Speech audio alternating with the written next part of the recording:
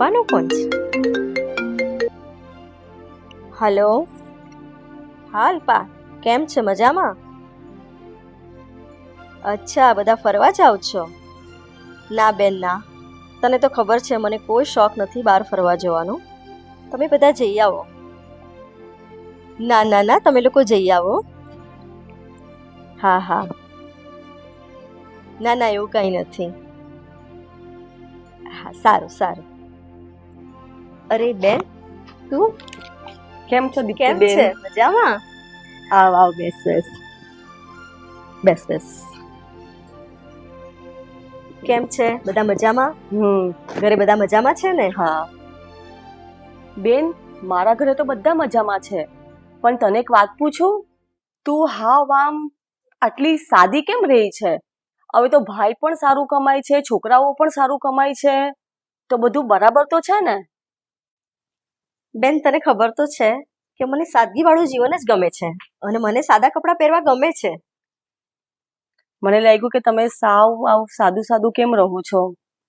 ના ના, એવું કંઈ નથી. તું જે વિચારે છે એવું કશું જ નથી. મને સાદા કપડાં પહેરવા ગમે છે, સાદગીવાળું જીવન ગમે છે. બેન, તારી વાત તો મને ગળે નથી ઉતરતી. તું તો લગ્ન પહેલા કેટલી ઠાઠ મારતી રહેતી હતી, તારા નવા નવા કપડાં, નવા નવા સેન્ડલ. હવે તને સાવ શું થઈ ગયું કે તું આવી રીતે રહી છે? અરે બેન, તું વિચારે છે એવું કંઈ નથી. હવે છોકરાઓ મોટા થઈ ગયા, ઘરમાં વહુઓ આવી ગઈ. હવે આપણે કરવાનું શું હોય? ભગવાનનું નામ લેવાનું હોય ને માળા કરવાની હોય. મને સાદા કપડાં પહેરવાના, મારે જવું ક્યાં હોય. આવું નથી બેન, પણ તું એ તો તારી જિંદગી સાવ બોર બનાવી દીધી છે.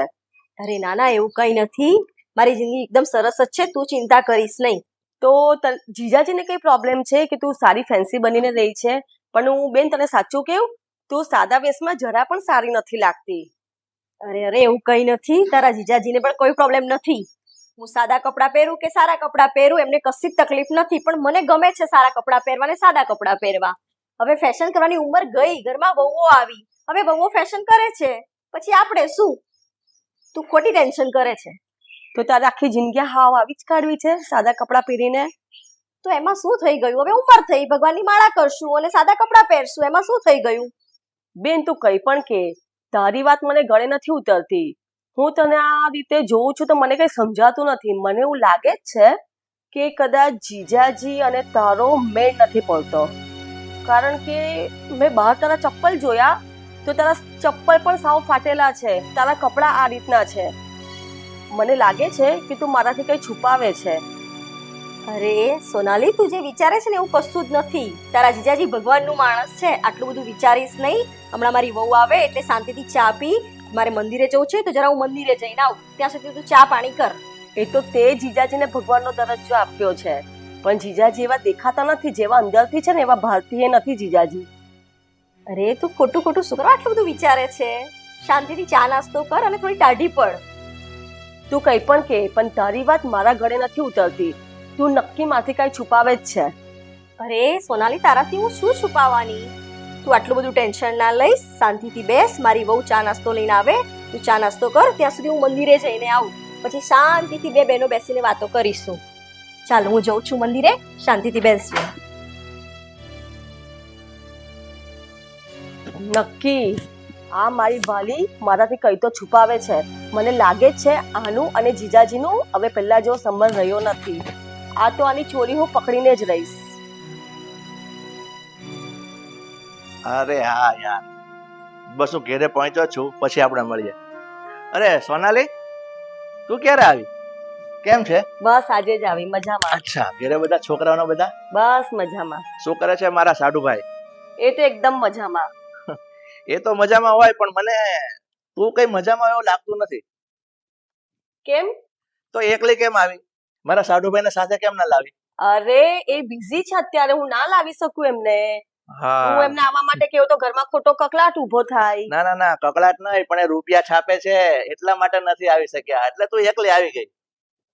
એ બધું છોડો ને જીજાજી, તમે તમારી વાત કરો ને. કેમ મારી વાત કરો એટલે? મારી વાત શું કરું, બોલ. આ મારી બેન તો જો હાવ સાદી સિમ્પલ થઈ ગઈ. પહેલા કઈ રીતે રહેતી હતી ને અત્યારે તો તમે એના હાલ જોવો કેવા કરી નાખ્યા. એના ચપ્પલ જોવો, એના કપડા જુઓ, આ શું છે બધું?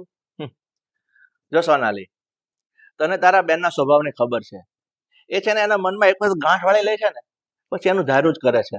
એને કદાચ લાખ સમજાવવાની કોશિશ કરો ને તો સામેવાળાનું સાંભળતી નથી. અને રહી વાત સાદા રહેવાની, તો હું તો એને કહી કહીને તૂટી ગયો કે આપણી પાસે નાખ્યા માગ નથી, ઘરમાં રૂપિયો છે, પૈસા છે, ગાડી છે, તો એને જ શોખ નથી ગમતો. એને સાદા કપડાં પહેરવા જ ગમે છે, જ્વેલરી નથી ગમતી, આ બધું એનો શોખ નથી રહ્યો એટલે એની રીતે રહે છે. એમાં બાકી મારો કોઈ વાંધો નથી કે મારો કોઈ દોષ નથી. શોખ એનો કેમ જતો રહ્યો, પણ મને એવું કેમ લાગે છે કે તમારા બંને વચ્ચે કઈ તો ખટપટ ચાલે જ છે, એના લીધે મારી દીદી દુખી છે. બાકી સોનાલી, તું આવો વિચાર કેમ કરે છે?